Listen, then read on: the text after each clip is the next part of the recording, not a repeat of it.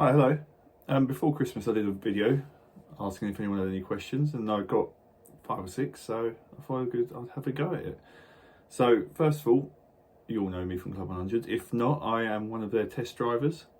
We go out there, we test the karts, make sure they're all equal and set some fast lap times. Now, my history is I used to race in TKM 2-stroke and TKM 4-stroke. I then moved to Bill Art, or Easy Kart, or DRS now it's called even.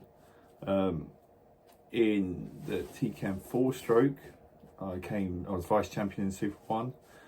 TKM 2-stroke, I did the TKM Festival, got into the elite final. I was running 4th until I had issues, but that's definitely a story for another day. In Easy Kart, Bill, or DRS, whatever you want to call it now, I was runner-up two times. Yeah, I was runner-up 2 times. I won the championship twice. I went out to the Worlds, twice I got 4th in the world, and once I got 3rd in the world, so I was quite successful at that. For the last 3 or 4 years, I've been driving the Club 100 karts. I have tested some BPEX, some GX UK karts, even driven a KZ round Rye House, which isn't overly recommended, but I did it, it was good fun. So moving on, as I said, it's a question and answer thing. So if people are interested for anything kart related, setup, driving, just general knowledge, I'm probably quite a good basis to aim off. So if you've got any questions, let me know in the comments below, and I'll try my best to try and do one of these videos once a month if I do get enough interest in it. Now, the first question I had was from someone called emog7609, and he asked, is it faster to use the flick of a steering wheel or rotate the kart using the brakes? Now, it's all very track dependent. It depends what track you're at. A very nice track to give an example of is Wilton Mill. So you've got the left, right, first 2 corners. That there, I find that to flick your wheel in, so quite an aggressive entry into the second part, will get the kart to rotate. There's no need to press the brakes through there, unless you're offline obviously, but on the perfect lines, there's no need to press the brake. You can flick the steering wheel quite hard and get it to turn in. Up to Christmas though, so the corner after that, I prefer to get the kart rotated on the rear axle. So what I mean by that is I lock up on the braking and I rotate the kart with the rear axle just to get it to go around, so the front end's already done a lot of the work. Okay. Next question is, how do we arrange tuition, Sam? That's from Thomas Edwards 5892. Basically drop me a message on Facebook Messenger. It's the easiest way for me. Joe Craddock wants me to do a GYG voiceover, which I will do in due time, but we're all back from Christmas now and got full-time work. What else we got? Do we ever get to trial new tech? If so, what was the wildest piece of tech you've trialed? By Humble BG. So, sorry about that. So I have been, in the past, been trying tech. So I've done a lot of chassis testing for Talco when I was a Talco driver. That included going to days at Bayford Meadows where they give us chassis, we'd drive them, then they'd modify them and we'd drive them again.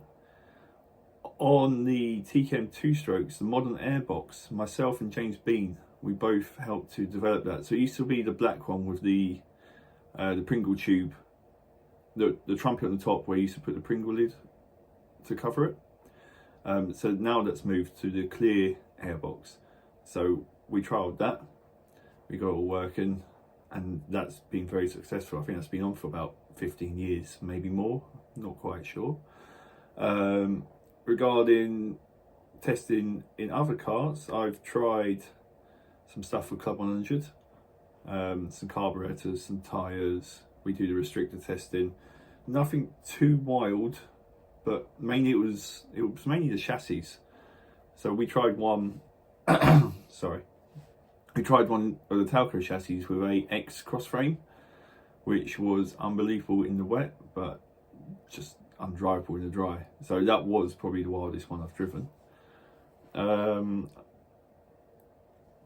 Regarding Club 100, I'm very much an advocate of smooth as fast in these carts. They're very heavy to get round. So if you go in mid-corner and you're correcting the cart halfway through a corner, unless you've got the foresight to be able to get on the throttle super as you're correcting it even, I'm in the class of nice smooth entry and just maintain the speed, because they are underpowered but very heavy. So maintaining speed, in my opinion, is very, very important in Club 100 carts.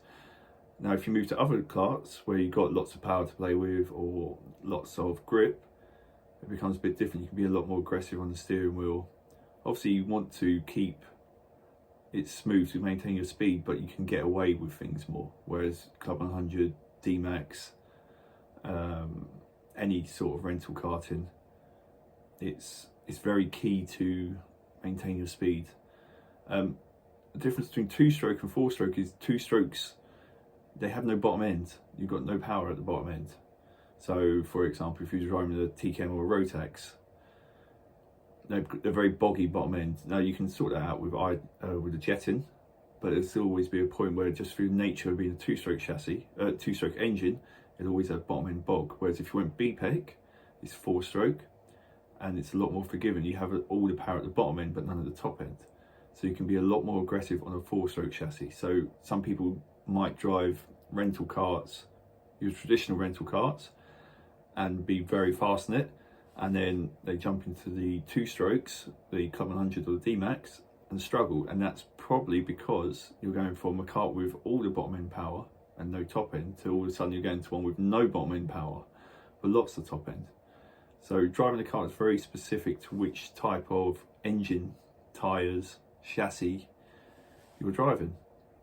Now, this is only a very short, quick video.